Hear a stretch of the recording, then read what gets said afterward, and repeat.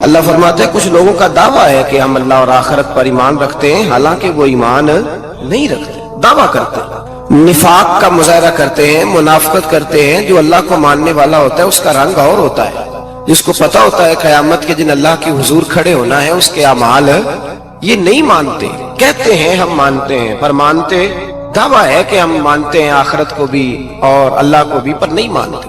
قیامت قائم ہونا ضروری ہے، اگر وقوع قیامت نہ ہو تو ظالم کی تو موجیں لگ گئیں، جابر تو موج کرے گا، فاسق اور فاجر تو کہیں گے دنیا میں بھی ہم اپنے اقتدار کے زور پر جیتے رہے، آج بھی ہمیں پوچھنے والا کوئی نہیں۔ عقلاً نقلاً قیامت کا قائم ہونا ضروری ہے۔ قیامت قائم ہوگی تو مظلوم کو اس کے ظلم پر داد رسی کی جائے گی اور ظالم کو سزا ملے گی۔ ایک آدمی ساری زندگی دنیا کے اندر لوٹ مار کرتا رہا، دھوکہ فریب فراڈ کرتا رہا، اس کی راتیں شراب و کباب میں گزر گئیں، وہ مرے اور بات ختم ہو گئی، ٹھیک ہے موج کر کے چلا گیا۔ ایک آدمی ساری زندگی اس نے اللہ تبارک و تعالیٰ کی رضا کے لیے اپنی نظر کی حفاظت کی، زبان کی حفاظت کی، یہاں تک کہ دل کی بھی حفاظت کی، وہ بھی مرے تو معاملہ ختم ہو گیا۔ اس طرح تو پھر سرکش کا کچھ بنے گا ہی نہیں، نظام زندگی ساری اس کی سوچ ختم ہو کے رہ جائے گی اگر قیامت قائم نہیں ہوتی۔ قیامت کا قائم ہونا حق ہے، اس لیے قرآن مجید نے ایک جگہ پہ نہیں 20 جگہ پہ یہ بیان فرمایا ہے کہ قیامت ضرور قائم ہے، قیامت، اور وہ قائم ہو کر اپنے سارے لوازمات سمیت قائم ہوگی۔ میرے نبی پاک صلی اللہ علیہ وسلم نے فرمایا مظلوم کو حق ملے گا، ظالم کو سزا ملے گی۔ جابر اس دن اللہ کی بارگاہ میں رسوا کیے جائیں گے، جن پر جبر کرتے رہے انہیں اللہ کے حضور سے عطا کیا جائے گا۔ قیامت کا وقوع ہونا ضروری ہے، اور قیامت تو جب قائم ہوگی تب ہوگی۔ دنیا میں بھی ایسا ہوتا ہے، ظلم کا انجام ٹھیک نہیں ہوتا، جبر کا انجام، جھوٹ کی زندگی لمبی نہیں ہوتی، دھوکے فریب فراڈ ملمہ سازی، ان چیزوں کی عمریں اللہ نے تھوڑی رکھی ہیں۔ وقتی طور پر ظالم کو، دھوکے باز کو، جابر کو جو مہلت ملتی ہے وہ سمجھتا ہے میری سیاست کام کر رہی ہے، وہ سمجھتا ہے میں بڑا دانا ہوں، بڑا چلاک ہوں، دیکھ لو اتنے ظلم کے، جبر کے، دھوکے کے باوجود بنا ہوا ہوں۔ حالانکہ اللہ کی طرف سے اسے مہلت ملتی ہے اور بڑا ہی مہربان ہے۔ مہلت اس طرح دیتا ہے کہ میرے نبی پاک علیہ السلام نے فرمایا جب میرا مسلمان نیکی کرتا ہے تو اللہ فرشتوں سے فرماتا ہے 70 گنا بڑھا کے لکھ لو اس کی نیکی، 70 گنا، اور جب گناہ کرتا ہے تو اللہ فرماتا ہے ٹھہر جاؤ ابھی لکھنا نہ، اسے ٹائم دو۔ یا اللہ کتنا؟ فرمایا 24 گھنٹے تو دو، ہو سکتا ہے توبہ کر لے، یہ اس کی مہربانی ہے۔ اب وہ جو اللہ نے مہلت دی ہے نا کہ شاید توبہ کر لے، لوگ سمجھتے ہیں میری چالاکی کی وجہ سے نظام سیٹ چل رہا ہے، میں بڑا تیز ہوں، 2 4 5 باتیں بولتا ہوں سب صحیح ہو جاتا ہے۔ لوگ اس کو اپنی دانائی سمجھ لیتے ہیں، حالانکہ وہ اللہ کی طرف سے۔ فرعون نے کئی 100 سال حکومت کی اور اس طرح اس نے ظلم کیے کہ لاکھوں اور ہزاروں بچے قتل ہی کرا دیے، 12,000 عورتوں کے پیٹ میں حمل تھا اس نے ضائع کرا دیا۔ جب حضرت موسیٰ علیہ السلام اپنی قوم کو لے کے نکلے، رستے میں دریا آ گیا، فرعون پیچھے لگا ہوا تھا، وَإِذْ فَرَقْنَا بِكُمُ الْبَحْرَ فَأَنْجَيْنَاكُمْ، اللہ فرماتے تمہارے لیے میں نے دریا کو پھاڑا اور تمہیں نجات دے دی، وَأَغْرَقْنَا آلَ فِرْعَوْنَ، اور فرعون کو غرق کر دیا، وَأَنْتُمْ تَنْظُرُونَ، تم کھڑے دیکھ رہے تھے۔ اب جب حضرت موسیٰ دریا کے کنارے پہنچے تو فرعون بھی پیچھے آیا۔ فرعون لوگوں سے کہا کرتا تھا کہ میں کہتا ہوں تو دریا چلتا ہے، میں کہتا ہوں تو ہوائیں آتی ہیں، میرے حکم کے پابند ہے سارے۔ جاگ رہے نا آپ حضرات، غور فرمائیے گا بات پر۔ دعویٰ تھا اس کا کہ میں کہتا ہوں تو نظام زندگی چلتا ہے۔ اب جب دریا کے کنارے پہنچی حضرت موسیٰ علیہ السلام تو اللہ نے حکم دیا کہ آپ عصا ماریں۔ جناب موسیٰ نے عصا مارا، 12 رستے بن گئے۔ اب حضرت موسیٰ کی قوم گزر رہی تھی تو فرعون سے پوچھنے لگے کہ تو کہتا تھا میرے حکم سے چلتا ہے، تو وہ تو حضرت موسیٰ نے ڈنڈا مارا ہے تو رستہ بن گیا ہے۔ باز نہیں آتا انسان باز بہانے بڑے ہیں اس کے پاس، بڑی دلیلیں ہیں، جھوٹ سچ بول کے اپنے آپ کو مطمئن کرتا ہے، آخر دم تک تبدیل ہونے کو تیار نہیں ہوتا، دلیلیں گھڑتا رہتا ہے، بناتا رہتا ہے، شور کرتا ہے جان بوجھ کے۔ بھئی تو کہتا تھا میرے چلانے سے چلتا ہے، تو باز ابھی بھی نہیں آیا، کہنے لگا میں نے ہی حکم دیا ہے کہ ذرا پھٹ جا، مجھے یہ زندہ چاہیے۔ باز رسی جل گئی، بال کہنے لگا میں نے ہی کہا ہے دریا کو کہ یہ مجھے زندہ چاہیے، میرے بھاگے ہوئے ہیں تو اس لیے پھٹا ہے، تو آؤ میرے ساتھ دریا کراس کریں۔ تو پتا تو ان کو بھی تھا نا جتنا تو رب بنا ہوا ہے، پتا تو تھا، سارے جانتے تھے۔ کہنے لگے تو پہلے کراس کر، اگر تو بچ گیا تو ہم بھی پیچھے آتے ہیں۔ اب چاروں ناچار۔ ایک روایت تو یہ ہے کہ یہ جب خدائی کا دعویٰ کرتا تھا نا، تخت پہ بیٹھا ہوتا تھا، تو ایک دن حضرت جبریل آئے اس کے پاس انسانی شکل میں، تو کہنے لگے میں بڑی دور سے آیا ہوں تو ایک مسئلہ پوچھنا تھا. کہا پوچھو. کہنے لگے ایک غلام تھا کسی بادشاہ کا, تو بادشاہ نے اسے تھوڑی دیر کے لیے ایک علاقے کی سربراہی دے دی. کتنی دیر کے لیے؟ کتنی دیر کے لیے ہمیں سربراہیاں ملتی ہیں؟ کیوں جی؟ تھوڑی دیر کے لیے ملتی ہے نا. تھوڑی دیر کے لیے سربراہی دے دی ایک غلام کو. ذرا بات کو سمجھیے. حضرت جبریل پوچھتے ہیں, کہتے ہیں سربراہی مل گئی, اب وہ مالک ہی بن کے بیٹھ گیا ہے, وہ بات ہی نہیں سنتا. اس کو تھوڑی دیر کے لیے بنایا تھا, وہ تو خدائی کا دعویٰ کرنے لگا ہے. آپ بتائیں اس کا انجام کیا ہونا چاہیے؟ یہ مسئلہ پوچھنے آیا ہوں. تو فرعون کہنے لگا اس کا انجام یہ ہے کہ اسے پانی میں گوتے دے دے کے مار دے. انجام کیا ہے؟ بولیے بولیے, کیا انجام ہے؟ کیا انجام ہے جی؟ پانی میں. اللہ اکبر, اپنی سزا تجویز کر رہا ہے. اس کی سزا کہ اسے پانی میں گوتے دے دے کے مارو ظالم کو. اسے تھوڑی دیر کے لیے بنایا تھا اور وہ چھائی گیا ہے, قبضہ ہی کر گیا ہے. حضرت جبریل کہنے لگے جی آپ لکھ کے دے دیں گے؟ کہنے لگا لاؤ لکھ دیتے ہیں. لکھوا لیا. جناب جبریل رکا لے کے تشریف لے گئے. اب جب فرعون دریا میں آیا نا تو اللہ نے حکم دیا مل جا. جب دریا ملا چیخنے لگا تو حضرت جبریل آئے, کہنے لگے تیرا ہی فتویٰ ہے, یہ تیری سزا ہی ہے نا. ہم بھی بڑی سزائیں تجویز کرتے ہیں. یہ جھوٹا ہے جی, اس کا تو فلانا علاج ہونا چاہیے, تو اگر تو جھوٹ بولے تو یہ فلانا بڑا جاور ہے جی, اس کے ساتھ اس طرح ہونا چاہیے, تو اگر تو یہ کام کرے تو جو سزا تو لوگوں کے لیے تجویز کر رہا ہے تو اپنے بارے میں بھی سوچ. اب جب گوتے آئے نا, آخری وقت دیکھا وہ فرعون جو کہتا تھا میری مرضی سے دریا چلتا ہے. علامہ ساوی نے تفسیر ساوی میں لکھا ہے تڑپ کے رونے لگا. جب یہ مزاج ہے, ایک دفعہ اوپر آتا ہے آدمی جب دریا میں جاتا ہے, اوپر آیا تو چیخنے او میرے حواریو خدا کا واسطہ مجھے بچاؤ. کہنے لگے تو کہتا تھا میری مرضی سے چلتا ہے. بے بسی ہے, تڑپتا ہے, روتا ہے. وارث شاہ مان کری نہ وارثہ دا, رب بے وارثہ کر کے مار دائی. تڑپ رہا ہے, چلا رہا ہے, کوئی مدد کو نہیں پہنچتا. اب جب آخری گوتا آیا تو کہنے لگا آمنا بے رب موسیٰ و ہارون, میں موسیٰ کے رب کو بھی مان گیا, ہارون کے رب کو بھی. اللہ نے فرمایا نہیں, اب تیرا ماننا قابل قبول ہے. اس وقت ماننا تھا جب تجھے مہلت دی تھی, جب تو جوان تھا. بڑھاپا آتا ہے, بیماری آتی ہے, جوان آدمی بیماری کا شکار ہوتا ہے تو کہتا ہے یا اللہ ایک دفعہ صحیح کر دے, میں ساری پڑھا کروں گا.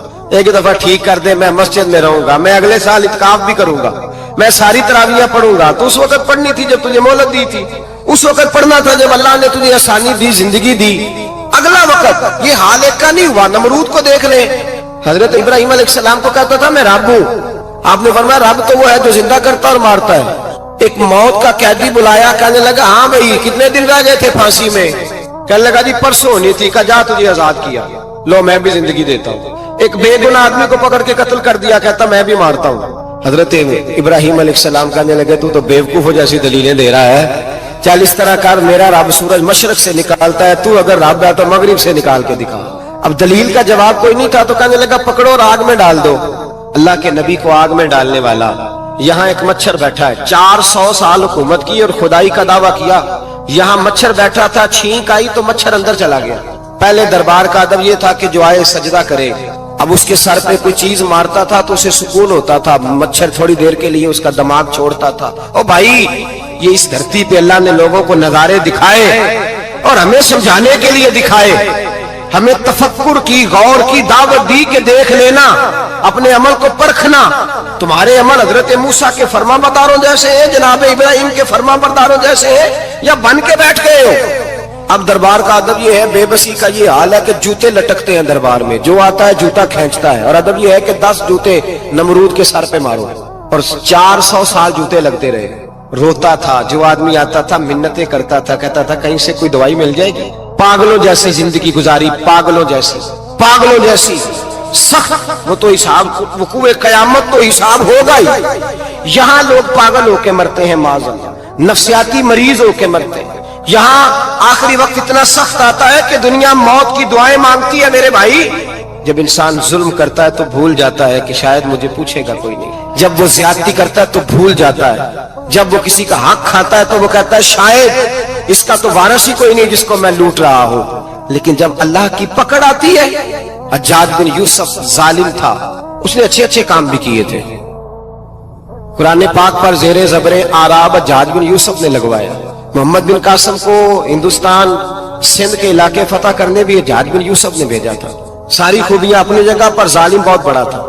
کسی آدمی نے اس کے سامنے کونے کی طرف منہ کر کے ساتھ والے سے بات کرنی تو کہنے لگا میرے خلاف کیا، اس کو لے جاؤ 2 ٹکڑے کر کے واپس لے آؤ۔ توتی بولتا ہے نا اقتدار، جب کسی کے ہاتھ اقتدار ہوتا ہے نا، وہ چاہے ایک گھر کا ہی کیوں نہ ہو، وہ 10 بندے فیکٹری میں کام کرتے اور جو ان کا مالک ہوتا ہے وہ کہتا میں مالک ہوں، مجھے مانو۔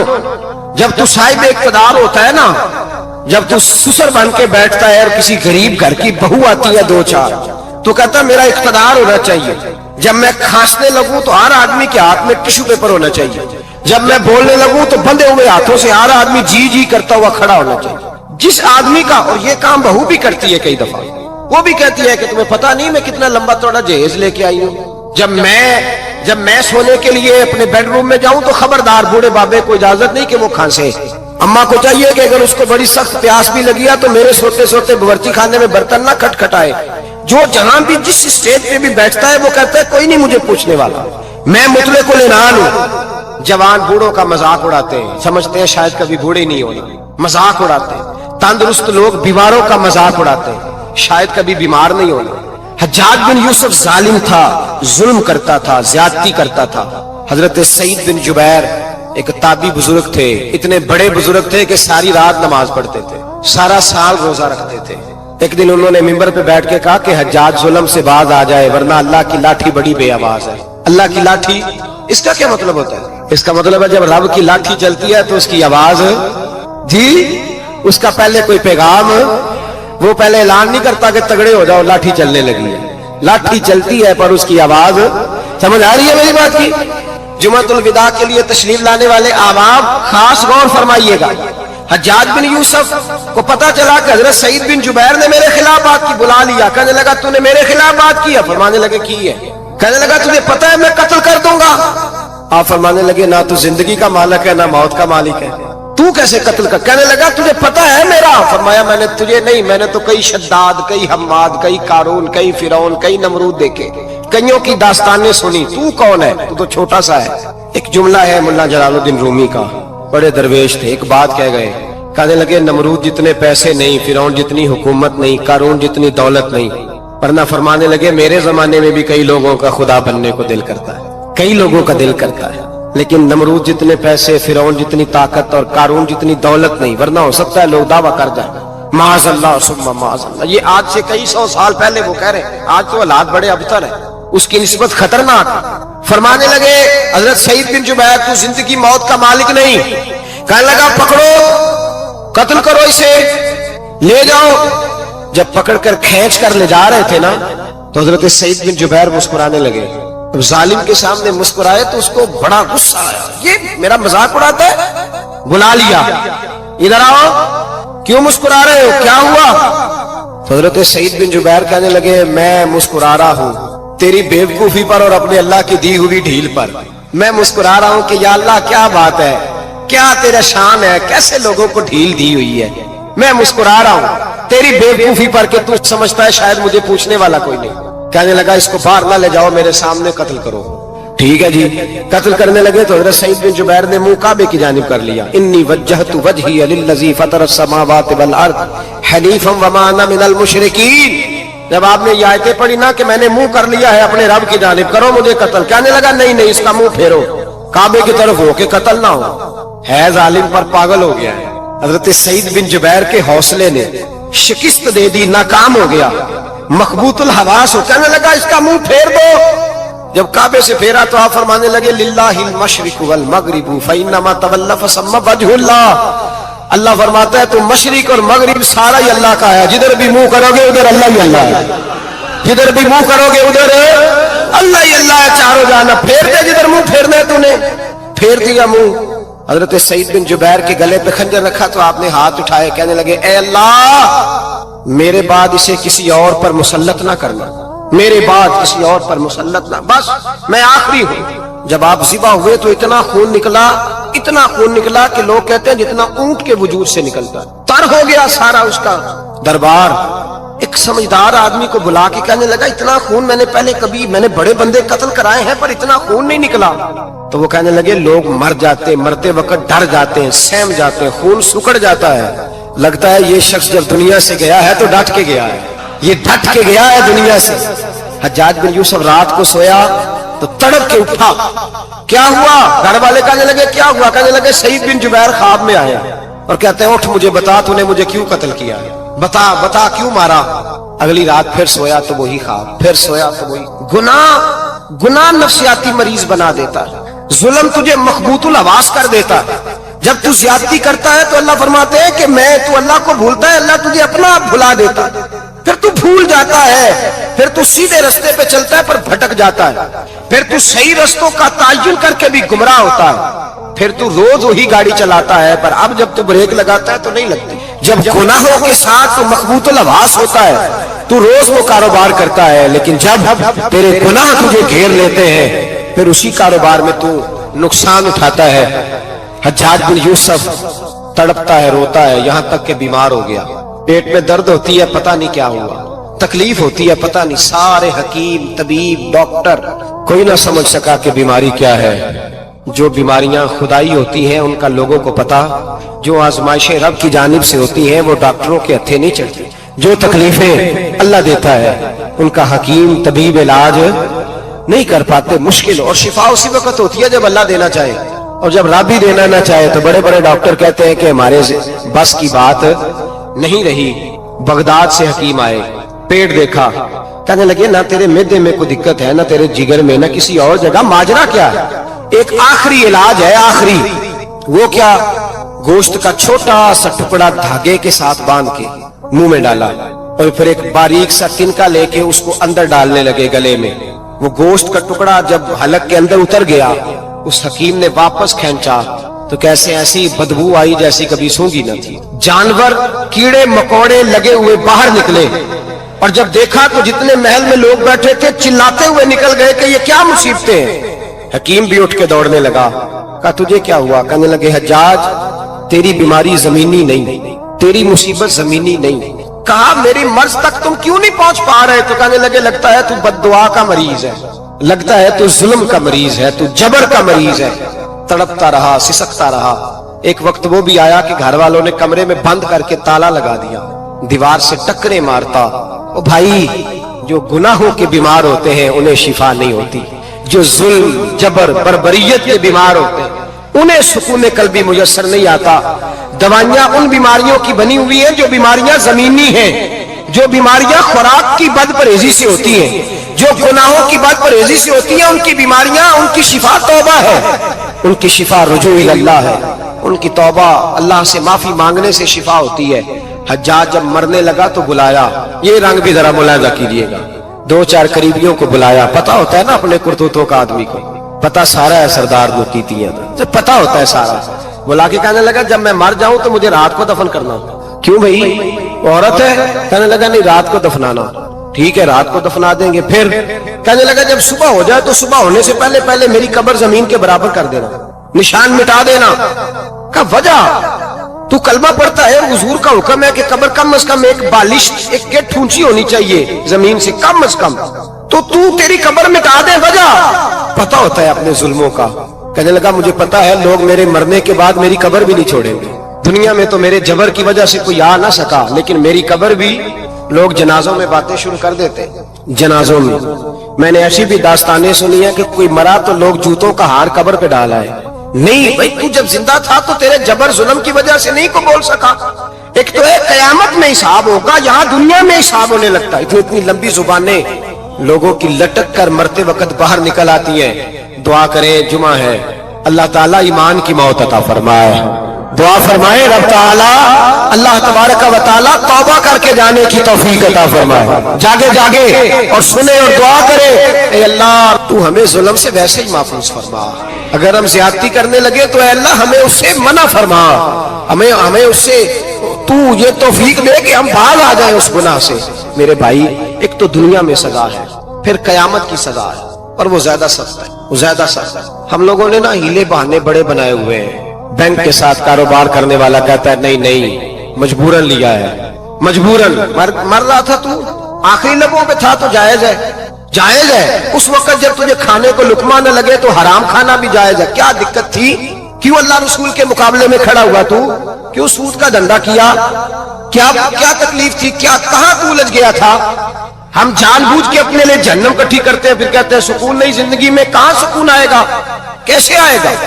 ہم نے خود آگ لگائی ہے چمن میں اپنے. جو قیامت کی سزا ہے، میرے نبی پاک علیہ السلام نے فرمایا رب تمہیں سامنے کھڑا کرے گا. اور کس طرح کھڑا کرے گا؟ فرمایا لوگوں کے وجود سے کپڑے اتر جائیں گے، زمین اس طرح دہکے گی جس طرح تانبا زمین پہ رکھا جائے اور آگ جلائی جائے. تانبا دیکھا آپ لوگوں نے؟ یہ بھی گرمی گزری ہے نا، تو فرش پر جب سورج پڑتا تھا تو ننگے پاؤں چلا نہیں جاتا تھا. صحیح کہہ رہا ہوں؟ ننگے پاؤں، بچے کا پیر زمین پہ لگتا تو چیخ اٹھتے ہیں، کہتے ہیں جل گیا پیر. حالانکہ یہ فرش دنیا کے. اور اگر تانبے کے اندر خاصیت ہے کہ اگر کوئی دھات جلدی اور زیادہ گرم ہوتی ہے تو وہ تانبا ہے. میرے نبی نے مثال دی تو اس کی دی جو سخت تھا، فرمایا تانبے کی طرح زمین تپائی جائے گی اور پھر ننگے پاؤں رب تمہیں کھڑا کرے گا. آج سورج کی پشت تمہاری جانب ہے، قیامت میں منہ تمہاری جانب ہوگا. نیزہ آپ نے دیکھا ہوگا، نیزہ ہوتا تھا. فرمایا یہ جو تم نیزے دیکھتے ہو صرف 1.25 نیزے کے برابر سورج قریب آ جائے گا اور پھر اللہ تمہیں سامنے کھڑا کر کے تم سے سوال جواب کرے گا. اور حضور نے کہہ دیا ہے تو اب کسی نعت خواں کے کہنے سے بات بدل سکتی، کسی پیر کے کہنے سے جملہ بدل سکتا، کسی خطیب کے کہنے سے فکر نہ کرنا وہ سامنے جنت پڑی ہے. اب بات بدل سکتی. خدا کی رحمت پر بھروسہ رکھنا ضروری ہے، نبی پاک کی شفاعت کی امید رکھنا. بولیے. لیکن جو حضور نے بیان کیا ہے اس کو ماننا بھی یہ بھی ضروری ہے. میرے نبی پاک نے فرمایا اللہ تم سے حساب لے گا اور اللہ پوچھے گا، تم نے جواب دینا ہے. حضور کس کس شے کا؟ فرمایا جو پہنتے ہو اس کا جواب نہیں دینا، جو کھاتے ہو اس کا جواب نہیں دینا، جو اللہ کے راستے میں دیتے ہو اس کا جواب، باقی ہر شے کا جواب دینا ہے. ادھر جو پلاٹ ہے اس کا بھی جواب دینا ہے، اور جو بچوں کو پیسے بتائے ان کا بھی جواب دینا ہے، جو چھپائے ہیں ان کا بھی. ثم لتسألن یومئذ عن النعیم. جو کمیٹی اپنے محلے میں ڈالی ہے اس کا بھی جواب دینا ہے، جو سسرال کے علاقے میں ابا جی سے چوری ڈالی ہوئی ہے اس کا جواب بھی، سب کا جواب دینا ہے، تمام حساب کتاب. اور اللہ فرماتے ہیں میں سامنے کھڑا کر کے ہر سوال کا تجھے ہر سوال کا جواب. اچھا یہ جو بڑے لوگ تھے وہ حساب سے ڈرتے تھے، ہم چھوٹے لوگ ہیں ہم حساب سے ہم نہیں ڈرتے، ہم کہتے ہیں دیکھی جائے گی. بڑے لوگ جو تھے وہ حساب سے. حضرت ابو بکر صدیق دعا کرایا کرتے تھے، دعا کرو اللہ مجھ سے حساب نہ پوچھے. حضرت عمر فاروق رضی اللہ تعالیٰ عنہ اپنے بیٹے سے کہتے تھے بیٹا اپنے باپ کے لیے رحمت کی دعا کرنا، میں درگزر والا ہوں، میں حساب والا کوئی نہیں. بڑے لوگ ڈرتے تھے. بڑے لوگ حضرت عثمان غنی قبر پہ کھڑے ہوتے تھے تو داڑھی آنسوؤں سے بھیگ جاتی. غلام کہتے ہیں حضور 3 دفعہ نبی پاک نے آپ کو جنت کی بشارت دی، 3 دفعہ بشارت دی ہے تو آپ کیوں اتنا روتے ہیں؟ عثمان غنی فرماتے جس رسول نے مجھے جنتی کہا ہے اسی محبوب نے مجھے فرمایا تھا عثمان قبر آخرت کی منزلوں میں سے پہلی منزل ہے. اور آپ فرماتے میرے تو کمرے میں دیا گل ہو جائے تو مجھے ڈر لگتا ہے، اس میں تو مکمل اندھیرا ہے. آپ فرماتے کھڑکیاں بند ہو تو دم گھٹنے لگتا ہے، اس کو تو دروازہ ہی کوئی نہیں، روشن دان تک نہیں. بھائی جو بڑے تھے وہ ڈر رہے تھے. مولا علی شیر خدا نماز کا وضو کر کے کانپتے تھے، کانپتے. علی آپ مرحب کے سامنے نہیں کانپے، خیبر کا دروازہ اکھاڑتے نہیں کانپے، بدر احد خندق حنین اور خیبر میں نہیں کانپے، تو یہاں آپ فرمانے لگے مالک کے سامنے جاتے ہوئے ڈر آتا ہے. بڑے لوگ کانپتے تھے، بڑے لوگ. آج کون سا جمعہ ہے؟ سارے بولیے. حالانکہ یہ اگلے سال دوبارہ آئے گا، ہمارا نہیں پتا کہ ہم ودا ہو جائیں کہ کیا بنے. یہ کون سا جمعہ ہے؟ آیا جمعہ الوداع، آئے ہم پڑھے. آج ایک فکر لے کر کے جانا، ایک سوچ. جہاں روز رات کو بیٹے کی ٹینشن، بیٹی کی ٹینشن، بھائی کی ٹینشن، پوتے کی ٹینشن ہوتی ہے نا، ایک ٹینشن اور اپنے آج ایک ٹینشن بڑھا لو، قبر کی ٹینشن پیدا کر لو، قیامت کی تھوڑی سی فکر کر لو، تھوڑی سی ایک لمحے کے لیے صحیح تھوڑا خیال پیدا کرے. حضرت حسن بصری نام سنا ہوا ہے نا، یہ حضرت علی کے شاگرد ہیں. نبی پاک کے گھر میں آ جاتے تھے کئی دفعہ، بچے تھے جب. حضرت حسن بصری تابعی ہیں. فرماتے خانہ کعبہ میں عمرہ کرنے گیا، طواف کعبہ کر رہا تھا تو بڑا عجیب منظر ہوا، رات کی تنہائی ہوئی. اس وقت کئی دفعہ طواف بند بھی ہوتا تھا، اس لیے کہ رش کم ہوتا تھا تو رات کو سب سو جاتے. کہتے رات ذرا گہری ہوئی تو لوگ اپنا اپنا خیمہ لے کے جاتے تھے. اب تو ہوٹل ہے نا تو خیمے لگتے تھے، لوگ خیمہ لے کے جاتے تھے، جہاں جگہ ملتی تھی خیمہ لگا کے رہتے تھے. فرماتے میں رات کو سویا خیمے میں، ایک دردناک آواز آئی، میٹھی ہے دھیمی ہے پر درد بڑا. کوئی رونے والا رو کے کہتا ہے اللہ حساب قیامت میں مجھ سے نہ لینا، اے اللہ تنہائی میں جتنا مرضی حساب لینا پر لوگوں کے سامنے نہ لینا. اور پھر کہتا ہے اللہ فضل تو تب کرے جب تو میرا حساب پوچھے ہی نہ. پھر چند منٹ گزرے تو پھر وہ رونے لگا. میرے کانوں میں آواز آئی, کہنے لگا اے اللہ حساب تو ان کا لیا جاتا ہے جو حساب کے قابل ہوتے ہیں. اعلیٰ حضرت کہتے ہیں نا رضا سے تو کیا حساب لے گا, رضا بھی کسی حساب میں ہے. اے اللہ میں قابل نہیں, مجھ سے حساب نہ لینا. کہتے تھوڑی دیر گزری تو پھر وہ رونے لگا. پھر ذرا سانس سنبھلے تو پھر کہنے لگا اے اللہ میں تو لوگوں کو کوئی بندہ حساب پوچھ لے تو نہیں دے سکتا, میں تجھے کیسے حساب دوں گا. پھر تڑپنے لگا. کہتے تھوڑی دیر گزری تو پھر ایک لفظ انہوں نے کہے رونے والے نے, کہنے لگے اللہ دیکھ تیرے محبوب کا فرمان ہے جو معافی مانگے تو اسے معاف کر دیا کرتا ہے. اے اللہ میں معافی مانگنے آیا ہوں اور مسجد نہیں آیا, میں کعبۃ اللہ ہی آ گیا ہوں. کہتے ہیں وہ اتنا روئے کہ چیخ آئی ان کی, اور جب دھڑام سے کوئی زمین پہ گرا تو میں پریشان ہوا کہ اب تو بے ہوش ہو گیا. فرماتے ہیں میں زور سے اٹھا فٹافٹ اور اس شخص کی طرف بڑھا. میرے دل میں خیال ہے کوئی گناہگار ہے بیچارہ, تو چلو میں بھی دعا کرتا ہوں. اس کو کہتا ہوں بیٹے فکر نہ کر, اللہ تیری مدد کرے گا. فرماتے ہیں میں گیا اس نیت کے ساتھ کہ میں کہوں گا چلو اٹھو تم بھی دعا کرو, میں بھی کرتا ہوں, اللہ ہم سے حساب نہ پوچھے. کہتے میں گیا تو وہ شخصیت بے ہوش پڑی تھی, کالے سیاہ بال ان کے چہرے پہ بکھرے ہوئے تھے. کہتے لوگو جب میں نے زلفیں ہٹائیں چہرے سے تو میرا وجود کانپنے لگا آسمان ٹوٹ پڑے گا, زمین پھٹ جائے گی, ستارے بکھر جائیں گے, آج بہ جائیں گے سمندر. فرماتے ہیں میری چیخیں نکل گئی. یہ کوئی گناہگار تو نہیں, یہ تو حضرت فاطمہ کے پوتے امام زین العابدین ہے, یہ تو امام حسین کا وہ بیٹا ہے جو کربلا میں تنہا بچے تھے. فرماتے ہیں میں امام کا چہرہ دیکھا تو بھاگ کے آیا اور میں نے اپنی داڑھی ان کے پیروں کے ساتھ مس کی اور میں نے کہا حضور اٹھیے. امام اٹھے تو میں نے کہا شہزادے تیرے تو اشارے سے اللہ کئی گناہگاروں کو بخشے گا, تیری تو دعا سے اللہ بخشے گا, یہ کیا کر رہے ہو. تو امام زین العابدین کہنے لگے حسن بصری ادھر آ یار, ادھر آؤ بزرگو, میرے دادا کے پاس رہنے والے ہو. میں نے نا آج ہی سنا ہے کہ اس کا عذاب بڑا سخت ہے, آؤ میرے لیے دعا کرو, اللہ پاک مجھ سے حساب نہ پوچھے. کہا حضور نہ کریں. اب فرمانے لگے تجھے نہیں پتا کچھ چیزیں ایسی ہیں کہ رب نے اگر حساب پوچھا تو میں واقعی جواب نہیں دے پاؤں گا, چل کر میرے لیے دعا. کہتے میں نے ہاتھ باندھے حضور میں نہیں کرتا, اٹھا کہہ. فرماتے ہیں میں نے ہاتھ اٹھائے, میں نے کہا اے اللہ تیرے رسول کا شہزادہ ہے, یہ تیرے رسول کا شہزادہ ہے, یہ کہہ رہا ہے تو فضل کر. وہ بھائی جو بڑے تھے وہ تو تڑپتے تھے, سسکتے تھے. ابو علی ہیتی کہتے خانہ کعبہ میں پتھر پہ سر رگڑ کے کوئی بوڑھا کہہ رہا تھا اے اللہ اول تو حساب نہ لینا, اور اگر لینا تو مجھے اندھا کر کے اٹھانا, میں تیرے نیک بندوں کے سامنے شرمندہ نہیں. اقبال رو پڑے. اقبال کچھ لوگوں نے لکھا ہے یہ آخری ربائی ہے ڈاکٹر اقبال کی, آخری. اس کے بعد شاید اس نے کلام نے کچھ سیرت نگاروں کا خیال ہے. اقبال مدینے کی طرف منہ کر کے کہنے لگے تو غنی ازہر دو عالم من فقیر, اللہ تو غنی ہے میں تو فقیر ہوں, روز محشر عذر ہائے من پذیر. اے اللہ اول تو میرا کوئی عذر قبول کر لینا محشر کے دن, اور اگر نہ کرنا ہوا اگر تمہیں بینم حسابم نا گزیر, اگر ضرور ہی میرا حساب لینا ہے اے اللہ, اگر تو نے ضرور لینا ہے اے اللہ, اگر ضرور ہی لینا حساب اول تو میرا عذر مان لینا, میری کمزوری پہ رحم کرنا. اے اللہ میرے بڑھاپے پر میری کمزوری پر رحم کرنا, اگر ضرور حساب لینا ہے از نگاہ مصطفیٰ پنہا بغیر, تو اے اللہ ذرا حضور کی نگاہوں سے اوجھل کر کے لینا. اے اللہ مجھے شرم آئے گی.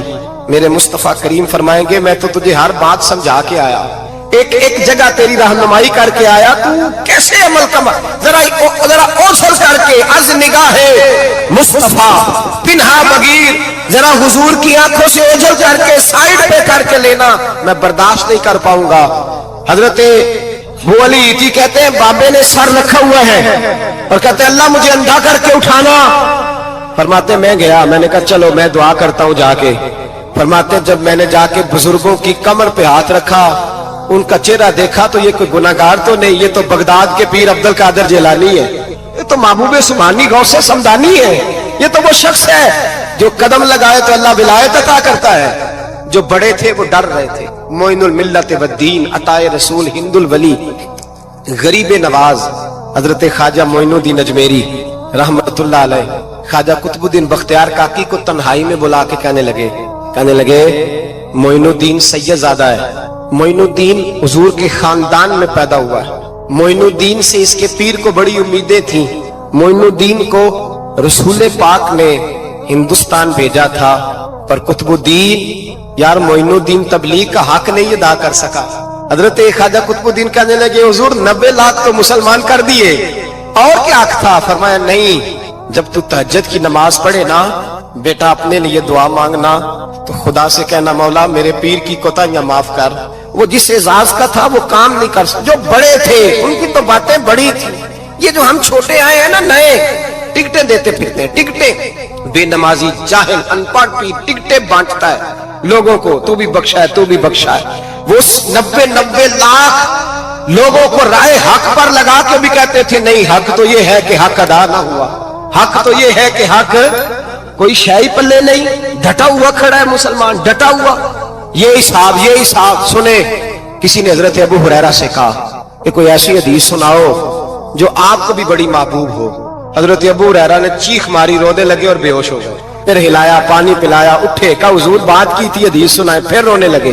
हमें तो नहीं ना रोना आता, हमें तो तब आता है जब बेटा बात ना माने, हमें तो तब आता है जब कारोबार में नुकसान हो जाए, हमें तो तब रोना आता है जब हमारा कोई दोस्त हमारे बारे में गलत बात कर दे, बेइज्जती दुनिया की हो जाए। हजरत अबू हुरैरा 3 दफा होश आया, 3 दफा रोए और कहने लगे अजीजो ये वो वाली हदीस है कि मैं सोचता भी हूं तो मैं तड़प उठता हूं। कहा कौन सी हदीस? तो हजरत अबू हुरैरा कहने लगे मैंने नबी पाक से सुना है कयामत में सबसे पहले उलमा का हिसाब होगा, सबसे पहले उलमा का। रब करीम फरमाएगा तुम्हारी दीन के नाम पर बड़ी मौजें थी, तुम्हारे बड़े पोस्टर छपते थे, लाइनें बना के लोग तुम्हारे हाथ चूमते थे, लोग तुम्हारी घड़ी को भी चूमना अपने लिए सादत समझते थे। बताओ मेरे रसूल के नाम पर खाने वालों क्या करके आए हो? अमल बताओ, अमल। मौज बड़ी की ना तुमने, बताओ अमल। उलमा आलिम अर्ज करेगा अल्लाह मैं जगह जगह तेरे रसूल के दीन की बात करता था, मैं कुरान के दर्स देता था, मैं रातें बेदार रह के तैयारियां करता था, मैं जो बन सका किया। रब फरमाएगा नहीं, तूने तो इसलिए किया था कि लोग तुझे पीर साहब कहें, मौलाना साहब कहें, तेरे नारे लगाए तो लगे नहीं फिर तेरे नारे, फिर लोगों ने लंबे लंबे अलकाबात पुकारे नहीं तेरे। हुजूर सैयद आलम अलैहिस्सलाम फरमाते पहला हिसाब उसका लेगा जो आलिम कहलाता था। रब पूछेगा तुझे ताकत दी, हिम्मत दी, बोलने की सलाहियत दी, अपने फजल से दी, बता क्या कमा के आया है। हजरत अबू हुरैरा रोते कहते हैं मैं भी तो हदीसें सुनाता हूं, मैं भी तो आलिम हूं, मेरे पीछे भी तो लोग भागते हैं। लोगों बताओ अगर अल्लाह ने अबू हुरैरा से पूछा तो क्या जवाब देगा? अल्लाह फरमाएगा उलमा के लिए बुखारी मुस्लिम है, इन्हें उठाओ और जहन्नम में डाल दो। इमाम गजाली फरमाते अगर किसी आलिम को सजा मिली तो सबसे सख्त आलिम को मिलेगी। दुआ फरमाए अल्लाह मेरे जैसे लोगों को हिदायत का रास्ता अता फरमाए, और जो कहते हैं समझते हैं अल्लाह उस पर अमल की तौफीक अता फरमाए। फरमाया हजरत अबू हुरैरा ने दूसरे नंबर पर सखी अल्लाह की बारगाह में खड़ा किया जाए, मालदार। रब फरमाएगा बोल कुछ ऐसे भी थे जिनके पास शाम की रोटी नहीं थी, तुझे मैंने तेरी तिजोरी भर के तुझे दौलत अता की, तुझे विरासत में मैंने मुरब्बे दिए, जायदादें दी। बता वो कुछ वो थे सवेरे मजदूरी करने जाते थे, कमा के लाते थे, हजारों रुपया तेरी बैंक में पड़ा था, बता क्या किया तूने? ऐ अल्लाह मैंने मस्जिद में दिए, मदरसे में दिए, 30 दिन इफ्तारियां पकाता रहा। अल्लाह फरमाएगा तू झूठ बोलता है, तू सारा कुछ इसलिए करता था कि लोग तुझे सखी कहे।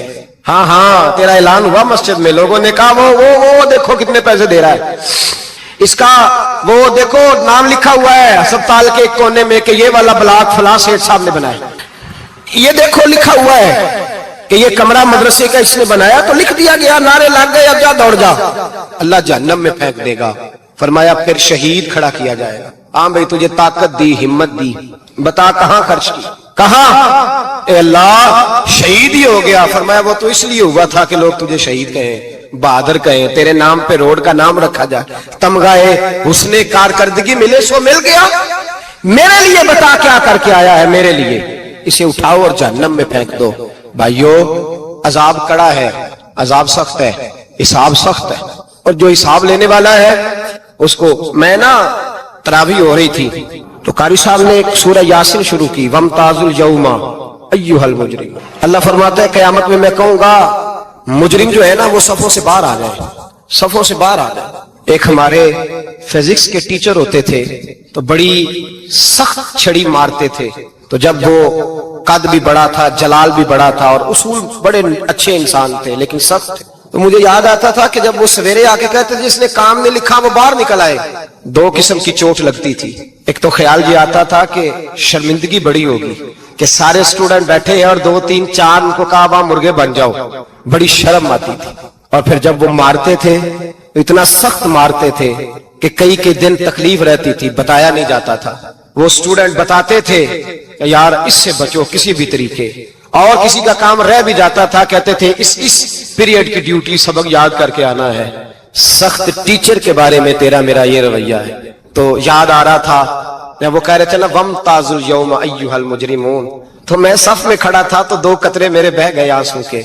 मुझे साथ बच्चा कहने लगा तबीयत ठीक है। मैंने कहा तबीयत तो ठीक है, कुछ याद आ गया है कि मैदान महशर में यहाँ तो छुपे हुए है ना ऐब, छुपे हुए।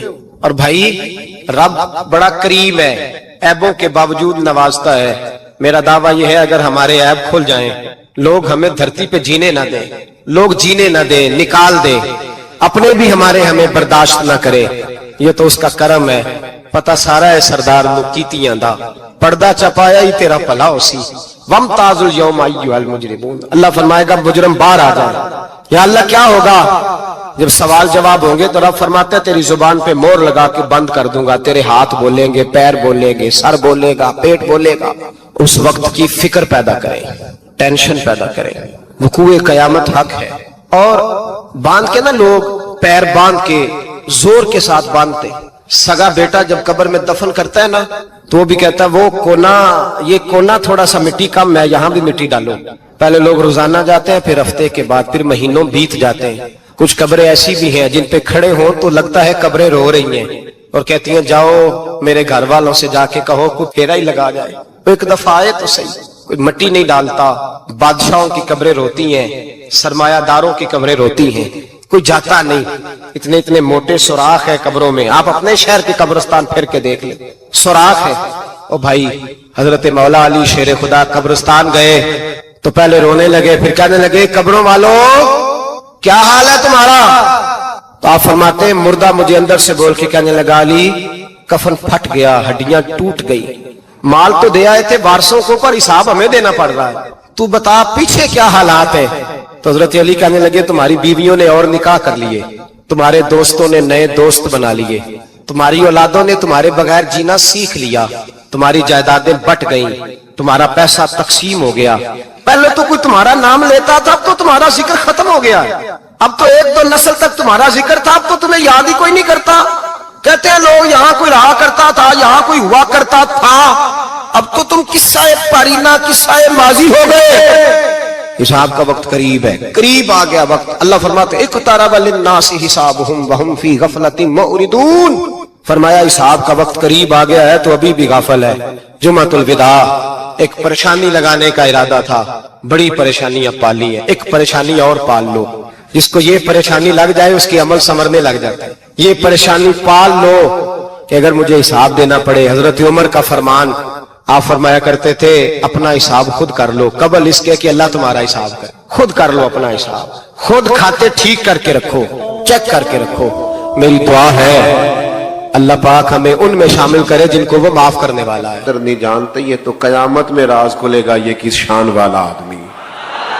हजरत अब्दुल्ला इब्ने मसूद रदी अल्लाह ताला के हजरत उबई बिन काब की शान क्या है, वो किस पाए के कारी कुरान है। लेकिन चूंकि एतराफ करता हूं हमने सहाबा किराम अलैहिम रिदवान की अजीम जिंदगियों से उस तरह से कौम को आशना नहीं किया जो हमारी जिम्मेदारी थी। मैं आपको सच बताऊं, जिंदगी संवारने के लिए, रहमदिली पैदा करने के लिए, माल और दौलत इसका हकीकी मसरफ क्या है ये समझने के लिए, मखलूक खुदा के साथ एक मोमिन का रवैया क्या होना चाहिए, इसको समझने के लिए और जिंदगी को कैसे समेट के रखना है اپنے آپ کو کیسے بچا کے رکھنا ہے، کس خوبصورتی کے ساتھ محتاط انداز میں قدم آگے بڑھانا ہے، یہ اگر کسی نے سیکھنا ہے تو سیدنا صدیق اکبر سے سیکھے۔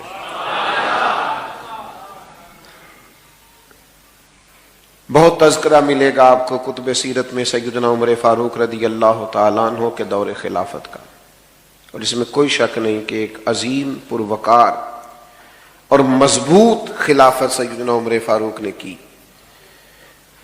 اسلامی حدود کو 24 لاکھ مربع میل تک پھیلا دیا، بہت ساری فتوحات ہوئیں، لیکن آپ کبھی تاریخ کے ورق الٹ کر دیکھیے، آپ کو پتہ چلے گا کہ یہ جو مضبوط خلافت حضرت عمر نے کر کے دکھائی ہے نا، یہ مضبوط خلافت انہیں دی سیدنا صدیق اکبر نے۔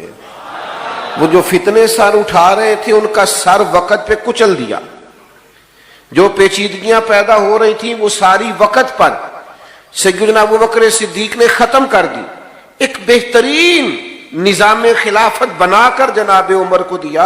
اب انہوں نے چلانا تھا، انہوں نے بھی کمال کر کے چلایا۔ کچھ چیزوں میں بڑے ہی رسیلے تھے، سجیلے تھے سیدنا صدیق اکبر، بڑے سمجھدار تھے، معاملہ فہم تھے، چیزوں کو سمجھتے تھے۔ ایک تو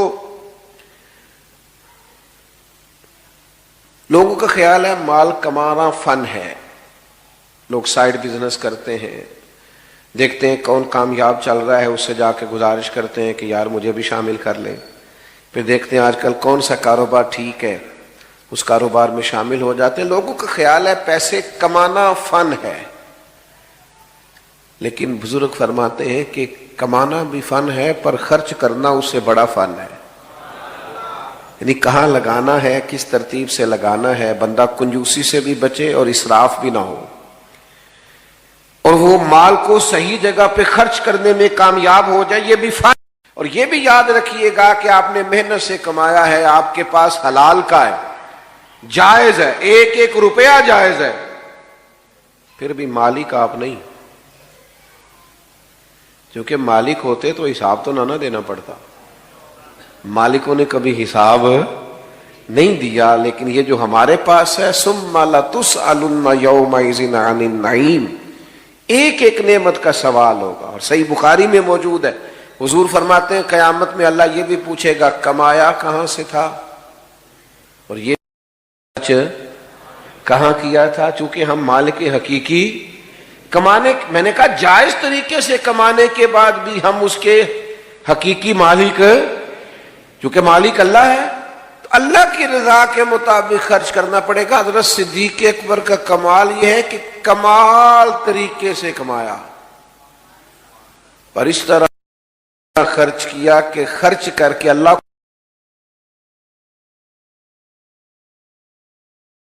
کو بھی راضی کر لیا، اللہ کے رسول کو بھی راضی کر لیا۔ یہ بڑا کمال ہے۔ یہاں علماء تشریف فرما ہے، حضور کی خدمت میں ایک صحابی نے کہا تھا میں سارا ہی اللہ کی راہ میں مال خرچ کرنا چاہتا ہوں، تو نبی کریم نے منع کر دیا، میرے بچے کسی اور کی طرف دیکھتے رہے، سارا مال اللہ کے راستے میں خرچ کرنے سے منع۔ حضرت ثابت بن قیس نے بھی کہا تو حضور نے منع کیا، حضرت کعب بن مالک نے بھی توبہ قبول ہونے پہ کہا تو حضور نے منع فرمایا، حضرت ابو لبابہ نے توبہ قبول ہونے پہ عرض کی حضور سارا خرچ کرنا ہے۔ چلیں جن کا مطالعہ زیادہ ہے وہ شاید کچھ اور نام بھی پیش کر سکیں، نبی کریم صلی اللہ تعالی علیہ وسلم نے کل مال، ایک موقع پہ حضرت سعد بن نبی وقاص نے بھی کہا تو فرمایا چوتھا حصہ دو، باقی اپنے بچوں کے لیے چھوڑ دو، وہ بعد میں کسی کے سامنے ہاتھ پھیلائیں تو یہ درست نہیں ہے۔ حضور سارا قبول نہیں فرماتے، منع فرما دیتے، قربان جائیں، یہ صدیق اکبر ہے، یہ اس طرح سے سارا لائے ہیں کہ کپڑے بھی اتار کے لے آئے، یہ سارا ہی لے آئے۔ باقیوں کے لیے قاعدہ یہ تھا کہ آپ چوتھا حصہ لائیے، 3 حصے گھر میں رکھیے، سارا نہ لائیے، قبول نہیں کیا جائے گا۔ لیکن یہ صدیق اکبر ہیں، لائے بھی سارا ہے، قبول بھی سارا ہی ہو گیا ہے۔ لٹایا راہ حق میں گھر کئی بار، 1-2 بار نہیں، لٹایا راہ حق میں گھر کئی بار، اس محبت سے کہ لٹ لٹ کر حسن گھر بن گیا صدیق اکبر کا۔ کئی ہزار دینار تھے گھر میں پڑے ہوئے، اور ہجرت کے لیے حضور کے ساتھ جانا ہے، تو ذرا انتظام کرنا دیکھیے۔ اپنے بیٹے سے کہا کہ سارا دن کفار کی باتوں پر نظر رکھنا، شام میں غار ثور میں آ کے بتانا۔ یہ انتظامات دیکھیے، یہ ہجرت ہو رہی ہے، یہ بظاہر ایمرجنسی ہے، یہ مشکل حالات ہیں۔ اس طرح کی مشکلات میں، اس طرح کی ایمرجنسی میں اس طرح کے انتظامات نہیں ہوتے۔ بیٹے سے کہا سارا دن خبر رکھنا اور رات کو آ کے غور ثور میں اطلاع دینا۔ غلام سے کہا کہ سارا دن بکریاں سائیڈوں پہ چرانا، شام ہو جائے تو ذرا غار کے قریب لے آنا، حضور کو تازہ دودھ ملنا چاہیے۔ بیٹی سے کہا کہ بیٹا شام ہو جائے، حاجی نا وہ چلے جاتے ہیں، کئی انتظامات کرتے ہیں، صبح 2-3 پانی کی بوتلیں ساتھ لیں اور ذرا جلدی جلدی گئے دھوپ نکلنے سے پہلے، اور جب غار ثور سے واپس آتے ہیں تو پھر وہ اپنی کرامات بھی سناتے ہیں کہ میں پہنچ گیا اور میں اتنے منٹ میں گیا اور میں اتنی جلدی۔ چلے اچھی بات ہے، آپ سنائیے، کوئی حرج نہیں۔ حالانکہ اب رستے بھی بن گئے اور رستے میں 2-4 جگہ سستانے کا بندوبست بھی ہے، کھانے پینے کا انتظام بھی ہے، آپ جا بھی رہے ہیں، آ بھی رہے ہیں۔ اس خاتون کا اندازہ کرتے ہیں جو رات کو جاتی تھی، لوگ سو جاتے جاتی تھی، اور اس طرح جاتی تھی کہ رستہ بھی نہیں تھا۔ حضرت اسماء بنت ابی بکر صدیق، والد کا حکم ہے کہ تازہ کھانا محبوب کو پہنچانا ہے۔ یہ بندوبست دیکھیے، کئی ہزار دینار گھر میں موجود تھے جب ہجرت کے لیے جا رہے، وہ سارے ساتھ لے لیے۔ لٹایا راہ حق میں گھر کئی بار، وہ سارے لے لیے۔ اور والد نابینا ہے، جناب اسماء سے کہا کہ چھوٹے چھوٹے روڑے ڈال کے اوپر اس کے بوریا ڈال دینا، اور اگر والد پوچھے زیادہ پیسے تو نہیں لے گئے تو ان کا ہاتھ لگوا دینا، انہیں محسوس ہو کہ رقم یہی ہے۔ گھر کیا چھوڑ کے آئے ہو؟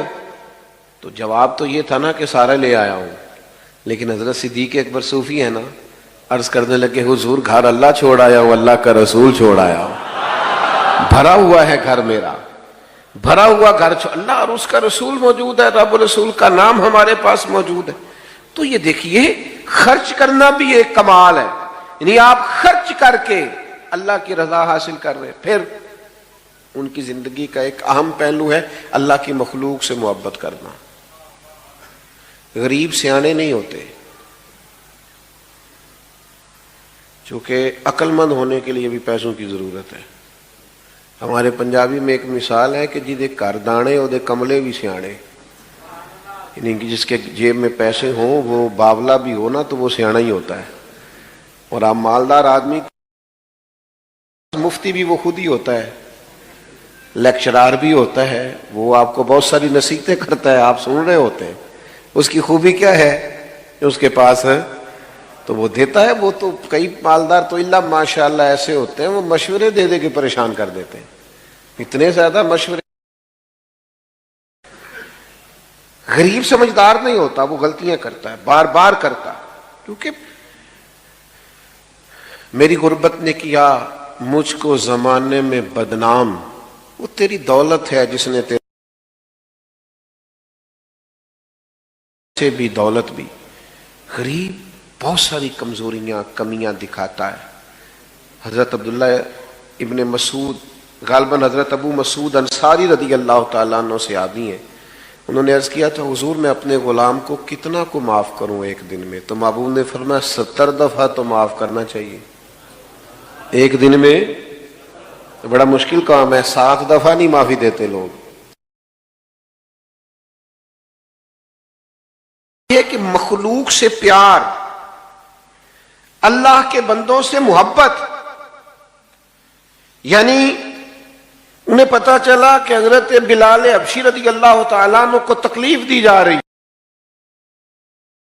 عجیب معاملہ تھا کہ ایک غلام کو آزاد کرنا اور اس طرح سے مہنگے داموں خریدنا اور آزاد کرنا، یہ بڑا انوکھا کام تھا۔ آپ قرآن مجید کا 30واں پارہ پڑھیے، کچھ لوگوں نے تو یہ کہنا شروع کر دیا تھا کہ ابو بکر صدیق پر کوئی احسان لگتا ہے بلال حبشی کا، ورنہ اتنے بڑے پیسے مفسرین نے لکھا ہے، لوگوں نے کہنا شروع کر دیا کہ اتنے سارے پیسے خرچ کر کے غلام کو آزاد کرانا سمجھ میں نہیں آتا، لگتا ہے ان پر کوئی احسان ہے۔ تو اللہ نے قرآن مجید میں فرمایا کوئی احسان نہیں، وہ تو رب کی رضا چاہتے ہیں۔ بھائی مخلوق سے محبت محض اللہ کی رضا کے لیے، محض اللہ کی رضا کے لیے۔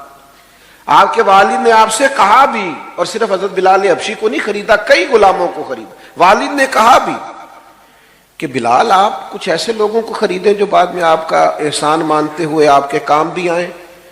تو حضرت صدیق اکبر نے کہا میں جو کر رہا ہوں رب کی رضا کے لیے کر رہا ہوں۔ اور اس پر تھوڑی معنویت پیدا کی زندگی میں، معنویت، یعنی 3 دن ہوئے تھے حضرت صدیق اکبر کے وصال کو۔ حضرت عمر فاروق رضی اللہ تعالیٰ عنہ امیر المومنین بنے، تو حضرت عمر فرماتے ہیں 3 دن ہوئے تھے ابھی ان کے وصال کو، تو 2-3 بچیاں چھوٹی چھوٹی روتی ہوئی آئیں اور مجھ سے آن کر کے کہنے لگی کہ آپ خلیفہ بنے ہیں۔ میں نے کہا ہاں میری ڈیوٹی لگی ہے۔ تو کہنے لگی چلیے پھر عصر کے بعد ابو بکر صدیق ہمارے گھر آیا کرتے تھے۔ تو حضرت عمر فرمانے لگے میں نے ان سے کہا بیٹا آپ کے گھر کس لیے؟ تو وہ کہنے لگی کہ ہمارا نا بھائی کوئی نہیں اور ہم یتیم ہیں، والد بھی انتقال کر گئے، ہمارے گھر میں کچھ بکریاں ہیں۔ جناب صدیق اکبر روز آتے تھے اور بکریوں کا دودھ دھو کے ہمیں دے جاتے تھے، کچھ پی لیتی تھیں، کچھ بیچ کے گزارا کر لیتی تھی۔ 3 دن ہو گئے ان کے وصال کو، میری بہنیں اور میری اماں روتی ہیں، بکریوں کا دودھ کون دھوئے گا؟ پتہ چلا ہے آپ امیر المومنین بنے ہیں تو چلیں گے۔ تو حضرت عمر فاروق اٹھے اور داڑھی مبارک پر آنسوں کے قطرے گرنے لگے، فرمانے لگے بیٹا مجھے تمہارے گھر کا نہیں پتا، تم آگے آگے چلو میں پیچھے پیچھے چلتا ہوں۔ ابھی گلی سے گزر ہی رہے تھے کہ ایک صحابی ملے، کہا امیر المومنین کہاں جا رہے ہیں روتے ہوئے؟ تو جناب سیدنا عمر فرمانے لگے یار یہ ابو بکر صدیق میرے لیے رستہ ہی بڑا مشکل کر گئے، کتنا مشکل رستہ بنا گئے، جگر راہ وفا میں نقش ایسے چھوڑ آیا ہوں کہ جس منزل دیکھیے نا کس ترتیب سے مخلوق خدا کا پیار ہے کہ خاتون ہے اور گھر میں کام کاج کرنے والا کوئی نہیں، اور امیر المومنین جا کے جھاڑو دے رہے ہیں کسی کے گھر میں۔ لوگوں کو آج ملتا ہی نہیں کہ بھلا ہم خدمت کریں تو کہاں سے شروع کریں، وہ جھاڑو دے رہے ہیں، برتن دھو رہے ہیں، پانی بھر کے لا رہے ہیں، خدمت کر رہے ہیں۔ او بھائیو ان لوگوں سے رستے پوچھو، اپنے لیے اہداف کا تعین کرو۔ یہ کشادہ رستے دے رہے ہیں، غیر مبہم اور واضح رستے دے رہے ہیں، ہمیں بتا رہے ہیں کہ اس طرح کر کے آنا اللہ راضی ہو جائے گا، یہ رستہ ہے اس کے قرب کے پانے کا۔ لیکن اگر مزاج اس طرح کا ہوگا تو پھر بات آگے بڑھے گی۔ اگر طبیعت اس طرح کی ہو، کچھ لوگ ایسے ہوتے ہیں جو نیکی اور تقوی کا مزاج بنا لیتے ہیں، وہ کبھی کبھی نیکی نہیں کرتے، نیکی ان کے مزاج کا حصہ ہوتی ہے اور بڑی سہولت سے ان سے نیکی ہوتی ہے، وہ مزاج کے نیک ہوتے ہیں۔ ہمارے ہاں تو لوگ خود ہی طے کر لیتے ہیں جی نہیں میں دنیا دار ہوں۔ حضرت میں کیسے آپ کو بتاؤں، ہم دنیا دار لوگ ہیں۔ تو میں نے کہا دین میں تو کوئی دنیا داری نہیں، رزق حلال کمانا تو دین ہے۔ سچا تاجر تو قیامت کے دن نبیوں کے ساتھ ہوگا۔ آپ نے کس کو دنیا بنا لیا ہے؟ ہاں آپ بددیانتی نہ کیجیے، یہ دنیا داری ہے، جھوٹ نہ بولیے، یہ دنیا داری ہے، دھوکہ نہ دیجیے۔ یہ وہ چیزیں ہیں جو دنیا داری کے عرف میں آج کل غلط طریقہ اختیار کر کے کسی چیز کا حصول کرنا، یہ تو دنیا داری ہے۔ لیکن آپ سراپا نیکی بنیے، مزاج نیکی والا ہو، طبیعت نیکی والی ہو۔ نیکیاں تو ہر روز انسان کے پاس موجود ہوتی ہیں، دین نے تو ہر وقت خیر کرنے کا کہا ہے، نیکیوں میں ایک دوسرے سے سبقت لے جانے کا کہا ہے۔ مزاج نیکی کا ہو، طبیعت نیکی کی ہو، ارادہ نیکی کا ہو، حسن نیت کے ساتھ انسان آگے بڑھنا چاہتا ہو تو اس لیکن اگر ارادہ نہیں ہے، تو پھر ٹھیک ہے، لوگوں نے بعض نیکیاں بعض چیزیں اپنے حساب سے طے کر لی ہیں، وہ اپنے حساب سے نیکی کرتے رہتے ہیں، اپنی ترتیب کے حساب سے چلتے ہیں، ٹھیک ہے، آپ کیجئے اس کام کو، کوئی منع نہیں کرتا۔ اور بعض ایسی چیزوں کو بھی لوگ نیکی بناتے ہیں جس کو ترجیحاً بعد میں ہونا چاہیے تھا، اور ترجیح فرائض کو واجبات کو دینا چاہیے تھی۔ اپنے حساب سے لوگ نیکیوں کو طے کرتے ہیں، لیکن جن کا مزاج پرہیزگاری والا ہونا، یعنی حضور نے فرمایا، یہ دیکھیے گا ذرا، فرمایا جنازے میں شرکت کس کس نے کی ہے؟ تو حضرت صدیق اکبر عرض کرنے لگے، حضور آپ نے پوچھا ہے تو بتا دیتا ہوں، میں آج جنازے میں گیا تھا۔ بھئی آج مسکین کو کھانا کس کس نے کھلایا؟ یا رسول اللہ یہ توفیق بھی اللہ نے مجھے عطا کی ہے۔ حضور نے پوچھا آج نفلی روزہ کس کس نے رکھا ہے؟ تو حضرت صدیق اکبر عرض کرنے لگے، حضور آپ کے غلام کو اللہ نے توفیق عطا فرمائی۔ آپ بات کو سمجھیں، اس کے لیے وہ بہت سارے لوگ کہتے ہیں میں نیک بننا چاہتا ہوں، تو میں کہتا ہوں کہ یہ تو اللہ نے آپ کی فطرت میں رکھ دیا، نیکی کیا ہے؟ مجھے بتائیے، نماز فرض ہے، اس کے لیے پی ایچ ڈی کرنے کی ضرورت ہے؟ سب کو پتہ ہے فرض ہے۔ ماں باپ کے ساتھ نیکی کرنی ہے، اس کے لیے کیا ماسٹر کی ڈگری ہونا ضروری ہے؟ سب کو پتہ نہیں۔ حلال حرام کی طبیعت تو تمیز تو انسان کے مزاج میں ہوتی ہے، اس کے لیے آپ کا ایم فل کا اسکالر ہونا ضروری نہیں۔ آپ کو پتہ ہے میں جاب کر رہا ہوں، اس میں یہ چیز میرے لیے حلال ہے اور یہ میرے لیے پتہ ہوتا ہے کہ نہیں ہوتا؟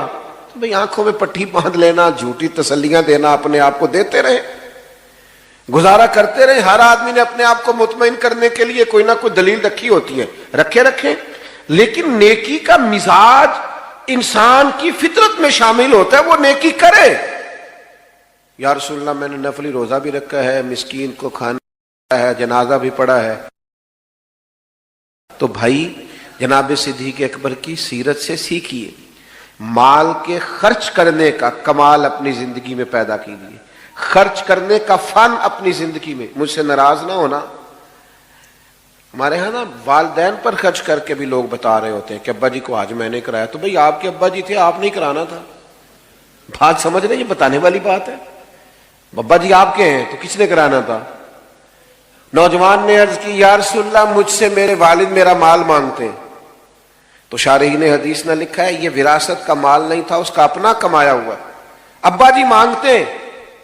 تو حضور نے جواب کیا دیا؟ فرمایا تو بھی اپنے باپ کا ہے، تیرا مال بھی تیرے باپ کا ہے، مانگنے کی کیا بات ہوئی؟ تو خرچ کرنے کا فن زندگی میں سیکھیے کہ اگر آپ تھوڑا سا خرچ کر کے ماں باپ کو راضی کر سکتے ہیں، آپ اللہ کی مخلوق کی خدمت کر سکتے ہیں، تو اس فن کو سیکھیے، اس پر عمل کیجیے۔ اور دوسرا میرے عزیز، مخلوق خدا سے خدمت کیجیے تو اللہ کی رضا کے لیے، بندوں کے شکریہ کا مزاج ان کے لیے تو ظاہر ہے اور طرح کا لوگوں کا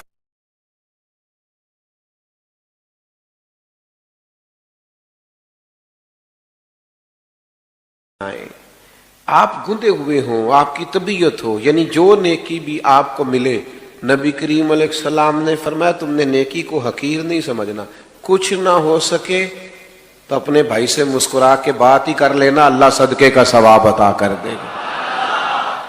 نیکیاں اکٹھی کرتے رہو تو صحابہ کی زندگیاں کشادہ رستوں کا پتہ دیتی ہیں، صاف ستھرے رستوں کا تعین ہے۔ یہ جو لوگ کہتے ہیں نا کہ ہم کدھر جائیں اور کس طرح چلیں، تو بھائی ادھر آؤ اور اس طرح چلو، جو رستہ ان لوگوں کا ہے، تیرے غلاموں کا نجات، تو کیا بھٹک سکے جو یہ سراغ لے کے چلے، اس رستے پہ چلیے، صحابہ اور اہل بیت کے طریقوں پر عمل کیجئے۔ اور ایک بات ہمیشہ اپنے ذہن میں رکھیے کہ ہمیں ان سے سیکھنا ہے، ان کی ڈگریاں نہیں چیک کرنی۔ نہیں سمجھ آئی مسئلے کی؟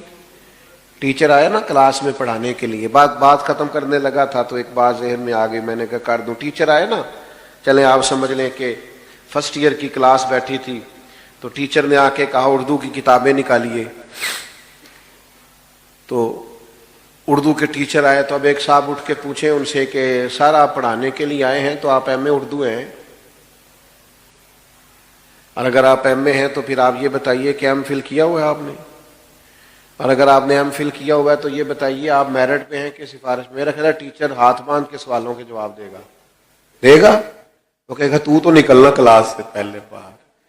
اللہ کے بندے یہ مجھ سے پرنسپل سوال کرے تیرا حق نہیں بنتا، بات کی سمجھ آ رہی ہے؟ یہ تیرا حق، یہ مجھ سے پرنسپل پوچھے گا تو کون ہے؟ تو شاگرد ہے؟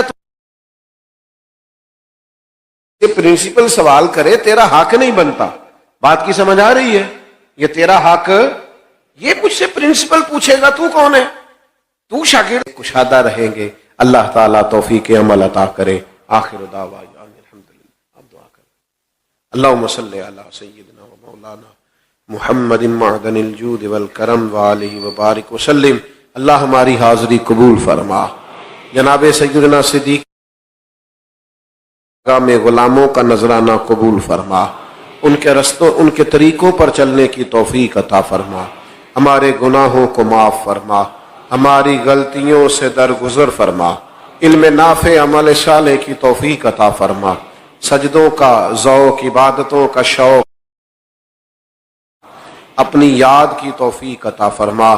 اللہ کریم بیماروں کو شفا عطا فرما، مقروضوں کو بار قرض سے رہائی نصیب فرما، تنگ دستوں کے رزق میں وسعت فرما، امت کے حق میں رحمت والے فیصلے فرما، عالم اسلام کی مدد فرما۔ جن دوستوں نے اس بزم حسن کو سجایا، جو تشریف لائے، سب کو برکات عطا فرما۔ رب اغفر وارحم وانت خیر الراحمین۔